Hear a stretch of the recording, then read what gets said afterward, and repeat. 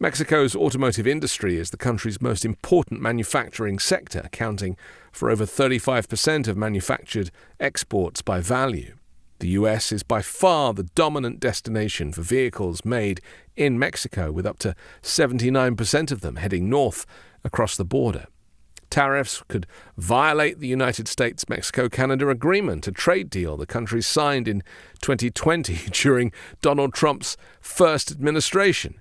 De acuerdo con las cifras de la Patrulla Fronteriza y de Aduanas de su país, CBP, los encuentros en la frontera entre México y Estados Unidos se han reducido en 75% de diciembre de 2023 a noviembre de 2024. Scheinbaum said her administration had shown Mexico's willingness to help fight the fentanyl epidemic in the US, that apprehensions of migrants at the border were down, and that migrant caravans were no longer arriving at the US-Mexico border. She also noted that criminal groups in Mexico were still receiving guns from the US and not the other way round.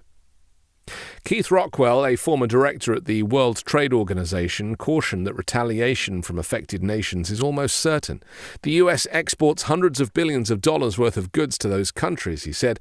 Anyone who thinks that they won't respond hasn't been paying attention.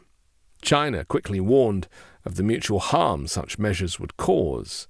No one will win a trade war or a tariff war, said a spokesperson at the Chinese embassy in Washington. Canadian officials highlighted the importance of their strong economic ties with the US, with the Deputy Prime Minister, Chrystia Freeland, emphasizing their balanced and mutual beneficial relationship, something that Donald Trump seems willing to tear up to give the impression that he is coming in to fix it, to fix a problem that doesn't exist. Economists at ING estimate Trump's border tariff proposals could cost each US consumer up to $2,400 annually, potentially increasing inflation, reducing consumer spending, which drives 70% of the US economy. They said the potential increase in consumer costs could have widespread economic implications. Trump has long praised tariffs as, his only tool to protect American interests and grow the economy, famously calling them the most beautiful word in the dictionary. But public opinion suggests otherwise. A Harris poll found that 69% of respondents believed that tariffs would increase the prices that they paid for goods.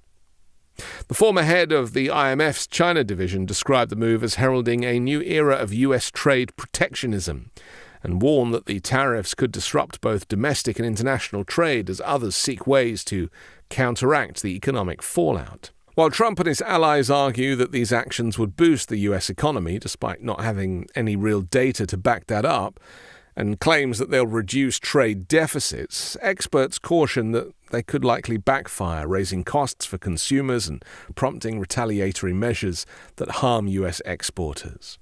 Rather than focusing solely on economic benefits, Trump framed the tariffs as a means to address issues like immigration and the opioid crisis, and blamed Canada and Mexico for ridiculous open borders and accused China of enabling the flow of fentanyl into the United States. Apparently, Trump sees tariffs as a tool for tackling a variety of external threats to US society, economy, and national security. Further proof that he really doesn't have any other policies at his disposal. He is devoid of ideas.